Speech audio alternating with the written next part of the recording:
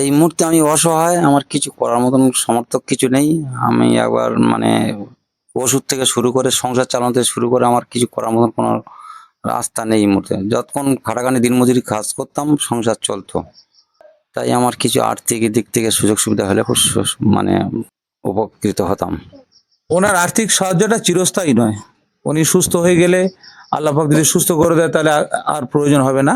তো এই মুহূর্তে আমরা ব্যাংক অ্যাকাউন্ট নাম্বারটা দিয়ে দিচ্ছি, আর আপনার কন্ট্যাক্ট নাম্বারটা একটু বলে দেন যদি আপনার কিছু হেল্প, আপনার সাথে যোগাযোগ করতে চাই কেউ।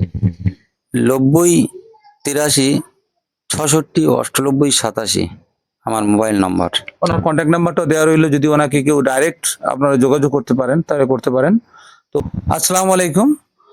আজকের আমাদের স্বেচ্ছাসেবী সংগঠন এমপি পরিবারের ক্যামেরা এসেছিল বকুলতলা নতুনহাটের অন্তর্গত ঠাকুরের চক গ্রামে।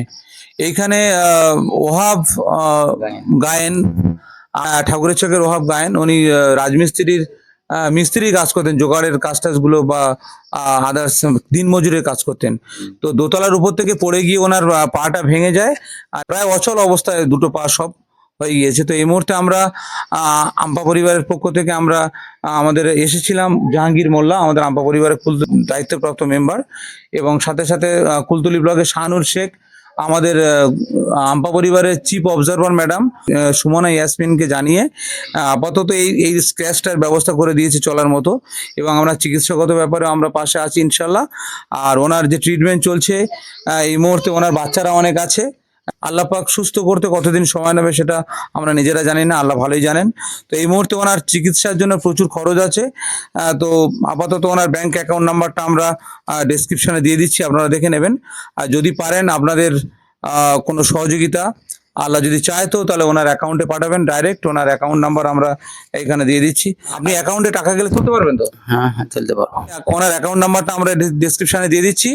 আর বিশেষ করে আমরা ভগবান মহাবীর বিকলাঙ্গ সহায়তা সমিতিকে রিকোয়েস্ট করব ওনার একটা ট্রাইসাইকেলের ব্যবস্থা করার জন্য। আর বিশেষ করে ভুবনকালী কৃষি সমাজসেবা প্রতিবন্ধী সমিতির যিনি দায়িত্বপ্রাপ্ত যে সেক্রেটারি আছেন ইন্দ্রজিৎ দা, এর আগে আমরা অনেক প্রোগ্রাম করেছি, ইন্দ্রজিৎ দাকে রিকোয়েস্ট করছি ওনার একটা ট্রাইসাইকেলের ব্যবস্থা করার জন্য।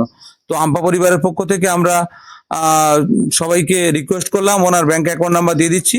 তো ওনার ব্যাংক অ্যাকাউন্টে আপনারা কিছু আর্থিক সাহায্য পাঠাবেন, এটুকু রিকোয়েস্ট করছি। আর আমরা যেভাবে পাশে আছি ইনশাল্লাহ থাকবো, এটা আমাদের কর্তব্য দায়িত্ব। এইভাবে দরিদ্র অসহায় মানুষদের পাশে একটু দাঁড়ানোর সবাই চেষ্টা করুন।